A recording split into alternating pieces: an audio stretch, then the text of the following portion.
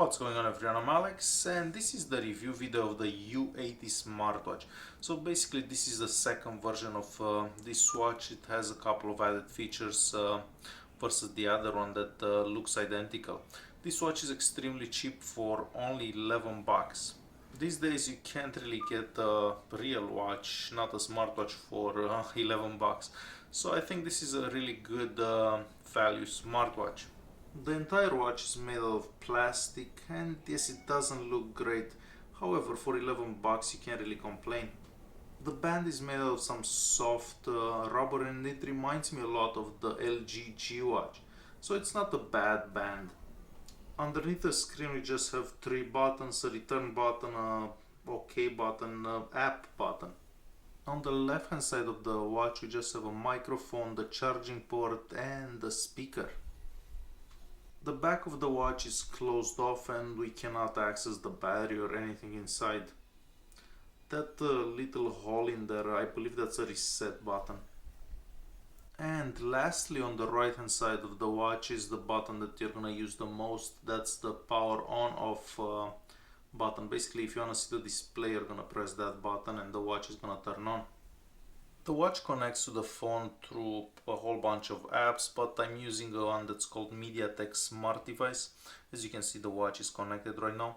It's very simple to use. I mean, you have a couple of apps that you can install, uninstall, and so on. Keep in mind, this watch doesn't get that many apps. It's a different operating system. It's not using an Android operating system.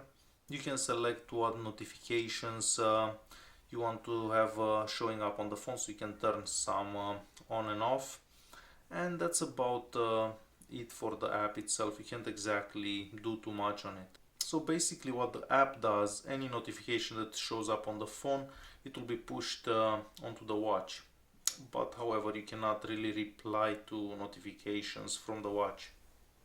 Now looking at the display here, I've seen watches more expensive that have a worse display. I mean, the display isn't bad and it gets bright enough that you can see it in bright sunlight. So I'm just gonna turn up the brightness so you can see how bright it gets.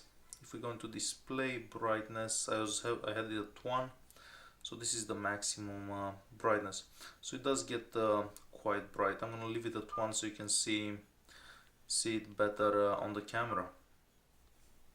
Alright, so basically you can make calls from the watch. You can just see what missed calls, dialed calls and so on you have.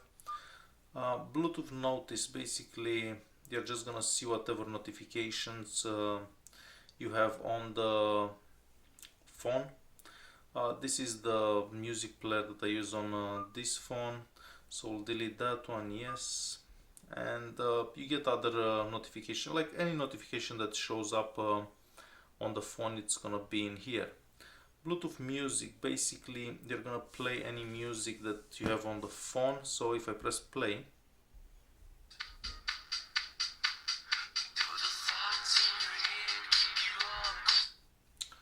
you're gonna hear that song onto the watch. So it's very straightforward. Now the Bluetooth camera, let's see, it may not work at this particular time. Okay, it actually works. The only bad thing is that you can't see the picture onto the watch. However, I can take a picture and then you're going to be able to see the picture that the phone just took. However, you can't see what the phone sees for some reason. So again, I'm going to have the phone pointing here. I'll press capture and I'm going to see whatever whatever picture the phone took. So like this. So it's very straightforward. In the settings app right here, we have a couple of apps that you can install for as the notification app on the phone. The clock, you can change the clock type, so however the clock is going to look. So now it's going to look like this.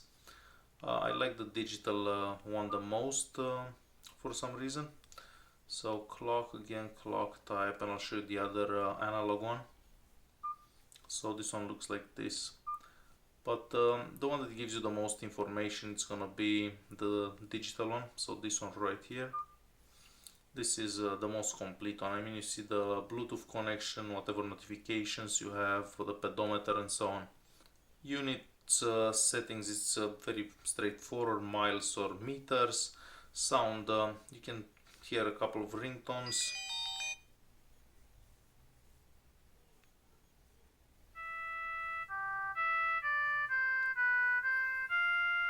Just so you have an idea how loud it sounds.